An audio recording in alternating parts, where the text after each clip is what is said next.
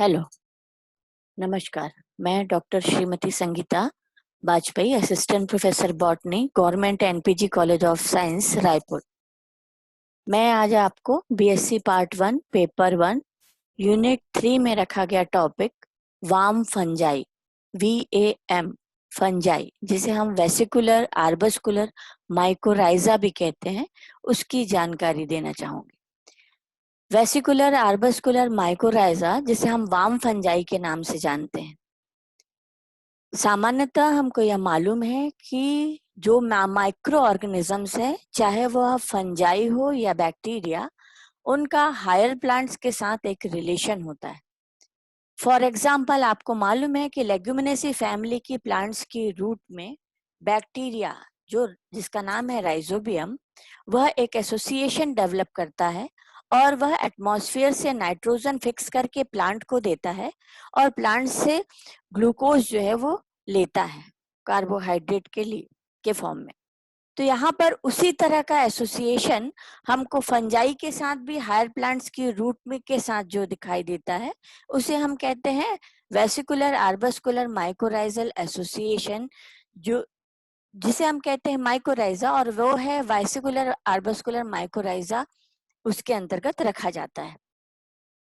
हम ये देखते हैं कि हायर प्लांट्स और बैक्टीरिया या फंजाई के बीच जो संबंध होता है, वह शुरुआत में यह संबंध सिर्फ न्यूट्रिशन या पोषण के लिए हमको दिखाई देता है, पर धीरे धीरे ये एसोसिएशन इतना क्रूशियल हो जाता है कि वह उनके जीवन के लिए, उनके सर्वाइवल के लिए जो है वह जरूरी हो जाता है। दोनों पार्टनर एक दूसरे के साथ जो है वह जीवन यापन करने लगते हैं और यह एसोसिएशन सिम्बायोटिक एसोसिएशन कहलाता है।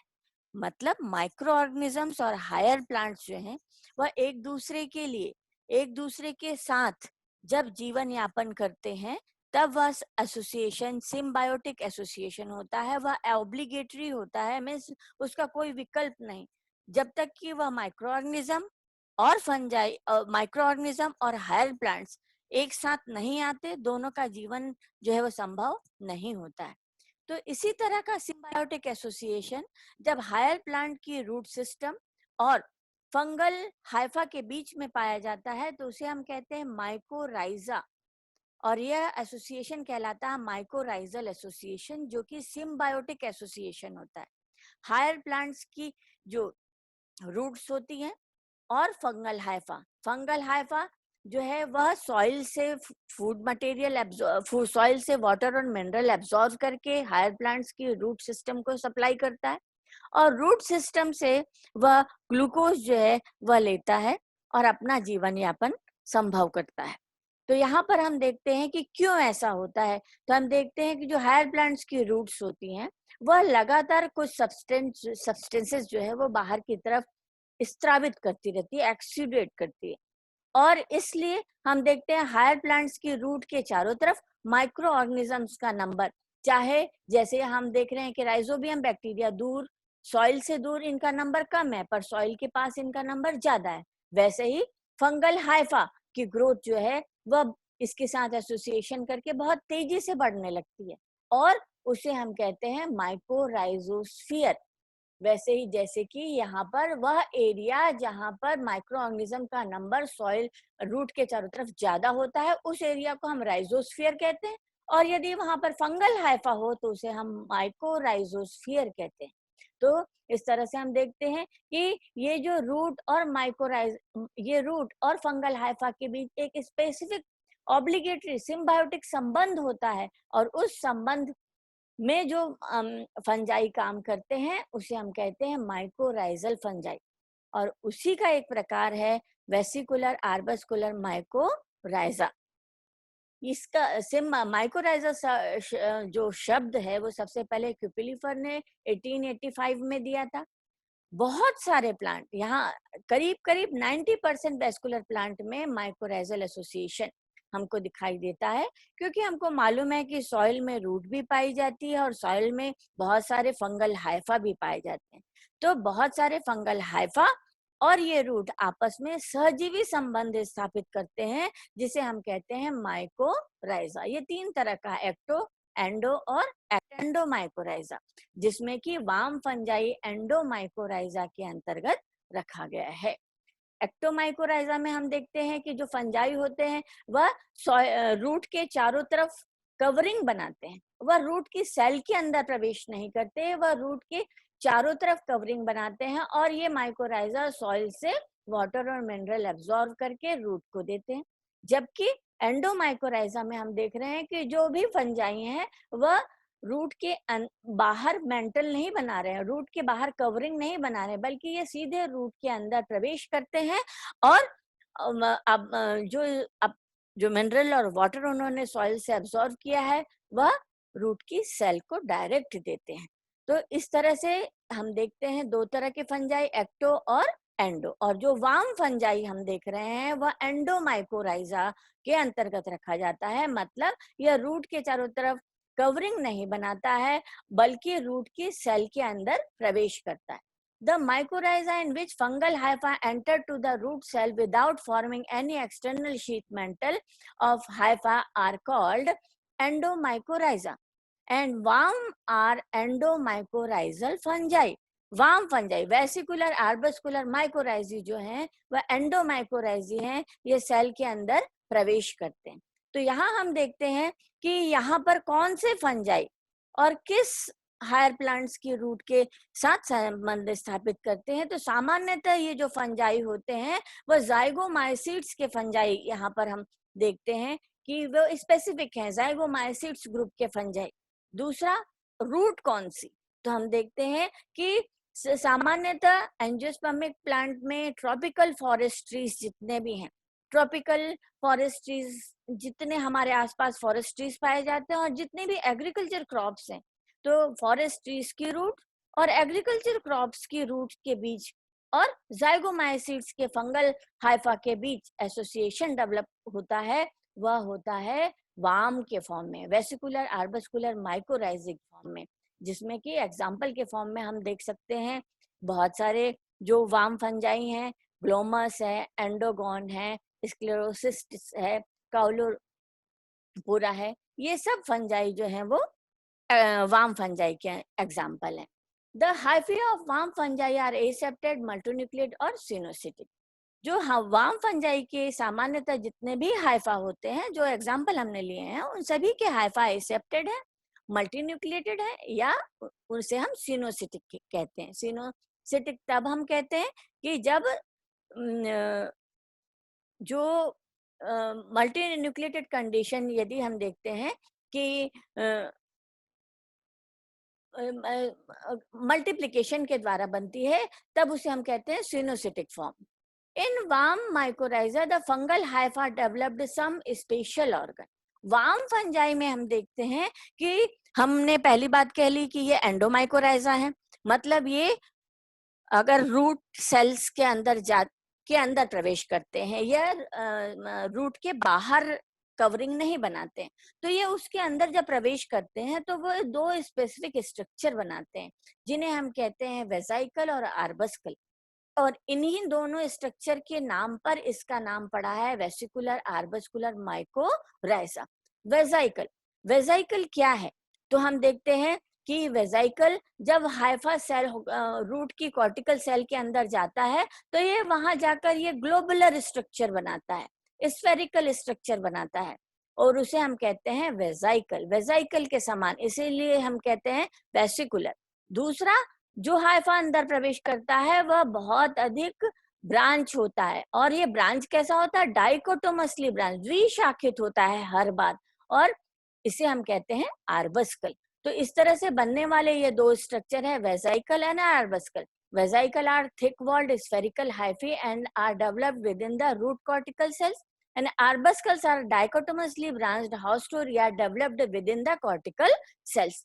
और हम यहाँ ये देखते हैं कि ये जो आर्बस्कल्स हैं, ये आर्बस्कल्स जो है वो फूड मटेरियल लेकर आते हैं और डिग्रेड होकर फूड मटेरियल, वाटर और मिनरल एब्जॉर्ब करके लेके आते हैं, और जब सेल मैच्योर होती है तो ये डिग्रेड होकर फूड मटेरियल, वाटर और मिनरल इसको प्रोवाइड करते हैं, जबकि वेसाइकल की सहायता से ये फूड मटेरियल खुद के लिए ये हाइफा एब्जॉर्व करता है और इस तरह से ये सहजीवी जीवन जीते हैं। यहाँ से ये मिनरल और वाटर दे रहा है और यहाँ से ये फूड मटेरियल एब्जॉर्व कर रहा है। तो यहाँ हम देखते हैं कि और इसी के कारण इस फंजाई का नाम है वेसिकुलर आर्बस्कुलर माइकोराइजा। तो वेसिकुलर आर्बस्कुलर माइकोराइजा जो है पहली बात माइकोराइजा रूट और फंजाई के बीच के एसोसिएशन को हम के बीच के ऑब्लिगेटरी सिम्बायोटिक एसोसिएशन को हम कहते हैं माइकोराइजा। और माइकोराइजा में भी वार्म फंजाई एंडोमाइकोराइजा को रिप्रेजेंट करता है और दो स्पेसिफिक स्ट्रक्चर बनाता है, वेसाइकल और आर्बस्कल। तो यहाँ हम जानना चाहेंगे कि ये जो माइकोराइजल एसोसिएशन है ये हमारे कोर्स में क्यों रखा गया है। हम देखते हैं इसके बहुत सारे बेनिफिट्स हैं। क्या बेनिफिट्स हैं? तो हम देखते हैं the external hypha greatly increase in the volume of soil exploited and translocate the phosphorus to the root. ये रूट को इमोबाइल सब्सटेंसेस को एब्जॉर्व करके देते हैं, जैसे कि फॉस्फोरस। इमोबाइल सब्सटेंसेस वे सब्सटेंसेस होते हैं जो पानी में डिसॉल्व होकर या दूसरे सॉल्यूट में डिसॉल्व होकर रूट तक नहीं पहुंच पाते। ये जिस जगह पर पड़े हैं उसी जगह पर पड़े हुए हैं और इसलिए यहाँ पर हम देखते हैं कि और रूट की ग्रोथ उतनी नहीं होती है। तो यहाँ हम देखते हैं कि ये जो हाइफा है ये एक और रूट के अंदर है और दूसरी ओर ये हाइफा सॉइल में ट्रेवल करते हुए उस जगह पर पहुंचते हैं जहां पर फॉस्फोरस जमा है और फॉस्फोरस को एब्जॉर्व करके या रूट को देते हैं। तो यहाँ पर हम देखते हैं कि ये these mycorrhiza are poorly developed when the phosphorus supply is adequate। यदि रूट के पास में फॉस्फोरस है तो ये हाइफा ज्यादा डेवलप नहीं होते, पर यदि फॉस्फोरस रूट से दूर है तो ये हाइफा की ग्रोथ बहुत तेजी से होती है, बहुत ज्यादा होती है और ये ट्रेवल करते हुए फॉस्फोरस तक पहुंच जाते हैं। तो यहाँ पर हम देखते हैं कि अगर पास में है फॉस्फोरस तो माइकोराइजा की ग्रोथ कम है, अगर फॉस्फोरस रूट से काफी दूर है तो ये माइकोराइजा की ग्रोथ बहुत ज्यादा है वार्म फंजाई की। और इसलिए हम देखते हैं कि इट इज दस ए self regulating system in increasing phosphorus Uptake when this element is in short supply. उसके अलावा तो ये पहला काम हम देख रहे हैं कि इमोबाइल सब्सटेंसेस एलिमेंट्स को एब्जॉर्व करके प्लांट को देते हैं। दूसरा, mycorrhiza fungi stimulates routing growth and survival of the transplant. हम देखते हैं कि ये जो वार्म फंजाई है यह जो है वह रूट की ग्रोथ को स्टिमुलेट करते हैं। उसकी क्योंकि इसमें कई बार हमने देखा है कि इसमें कुछ ऑक्सीजन का प्रोडक्शन भी पाया जाता है। इसके अलावा वार्म फंजाई जो है वह सिर्फ इमोबाइल सब्सटेंसेस को ही एब्जॉर्व करके प्लांट को नहीं दे रहे हैं, बल्कि जिंक, कॉपर, सल्फर और पोटेशियम जैसे सब्सटेंसेस का अपटेक भी इनके द्वारा होता है, वे भी उसको भी ये एब्जॉर्व करके प्लांट को देते हैं। तो ये अपटेक को स्टिमुलेट करते हैं वार्म फंजाई या माइकोराइजा। इसके अलावा क्योंकि वार्म फंजाई प्लांट के चारों तरफ बहुत तेजी से रूट के चारों तरफ बहुत तेजी से फैल रहे हैं, इसलिए दूसरे फंजाई वहां पर ग्रो नहीं कर पाते जो कि पैथोजेनिक हो सकते हैं, जो उस रूट के लिए हार्मफुल हो सकते हैं, उस रूट में डिसीज कॉज कर सकते हैं। पर क्योंकि वहां पर चारों तरफ वार्म फंजाई की ग्रोथ है इसलिए वह पैथोजेनिक फंजाई के इन्फेक्शन से वह रूट बच जाती।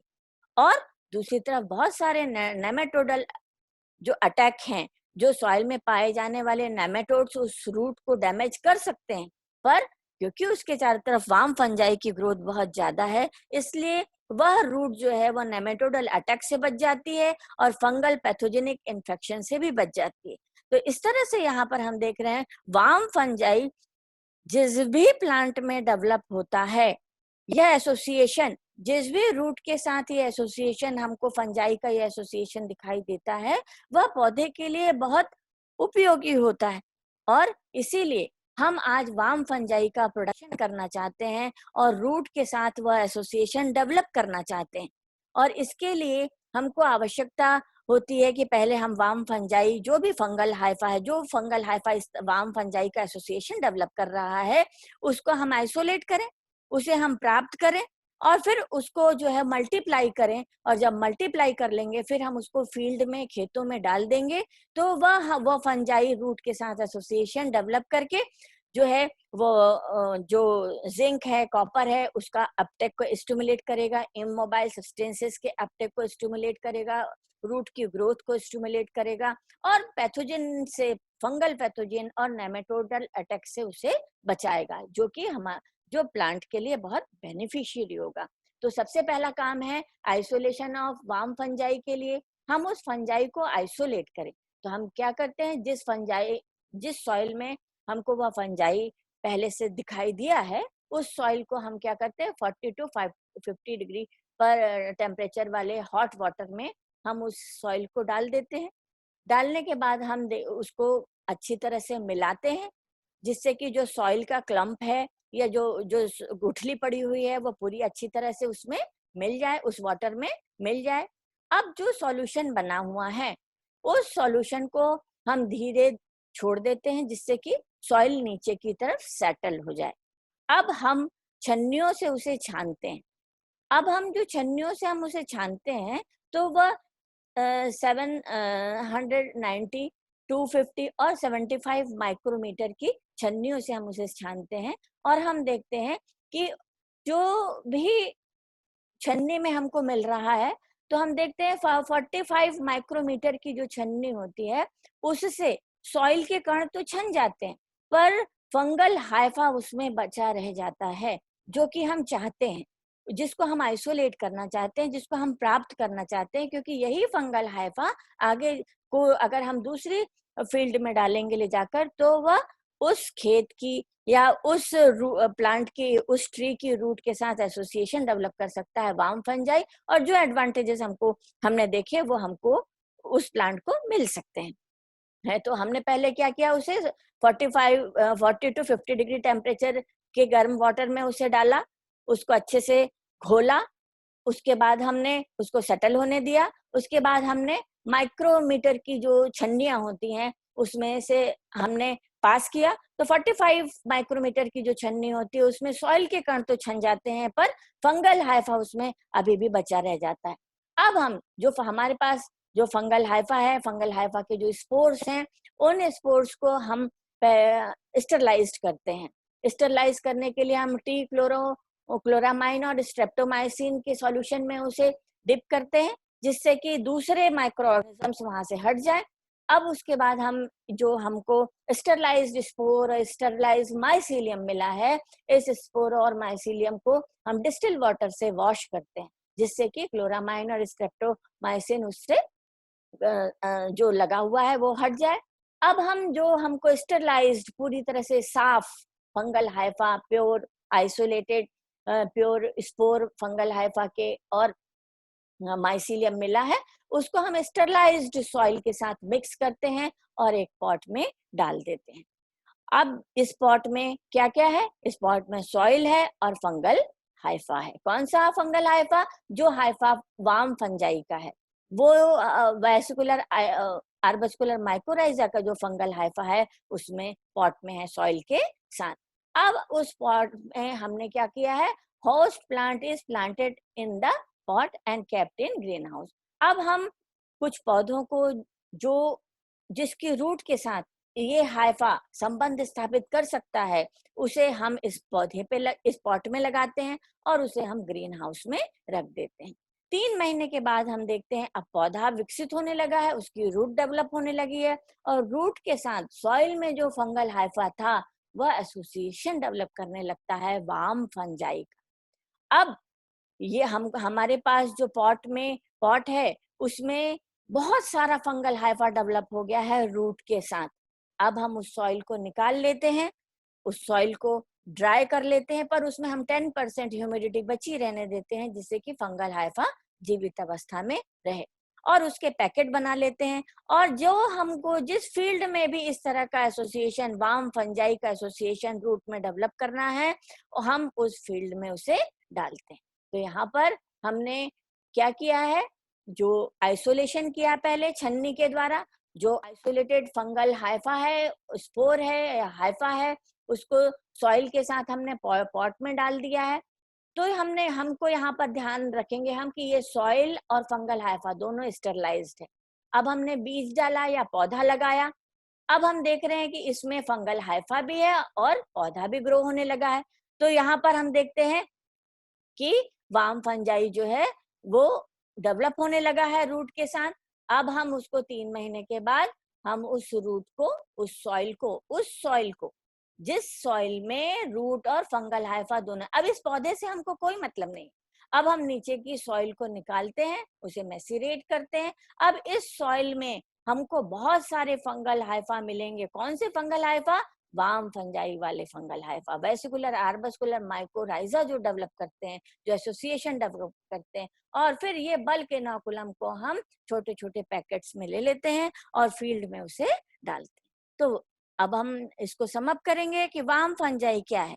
वार्म फंजाई एक माइकोराइजा है। माइकोराइजा क्या है? हायर प्लांट्स की रूट और फंगल माइसीलियम के बीच में जो ऑब्लिगेटरी सहजीवी अविकल्पी संबंध स्थापित होता है उसे हम कहते हैं माइकोराइजा। माइकोराइजा दो तरह का हो सकता है, एक्टो और एंडो। और वार्म फंजाई एंडोमाइकोराइजा है। एंडोमाइकोराइजा मतलब जो कि रूट की सेल के अंदर जाकर दो तरह का स्ट्रक्चर बनाता है, वेसाइकल और आर्बस्कल। इसी के कारण इसका नाम वेसिकुलर आर्बस्कुलर माइकोराइजा रखा गया है। ये बहुत पौधे के लिए बहुत उपयोगी होता है और इसलिए वार्म फंजाई को अब हम फील्ड में उपयोग में लाते हैं, जिससे कि रूट के साथ इसका सहजीवी संबंध स्थापित हो और रूट को इमोबाइल सब्सटेंसेस मिले, रूट की फंगल हाइफा के द्वारा एब्जॉर्ब जिंक, कॉपर जैसे न्यूट्रिएंट्स मिले। उसके अलावा जो है पैथोजन से उसका बचाव हो और नेमेटोडल डिसीजेस से उसका बचाव हो, और इस तरह से यह पौधे के लिए बहुत उपयोगी होता है और हम आइसोलेट करके इसका उपयोग आज हम करने लगे हैं।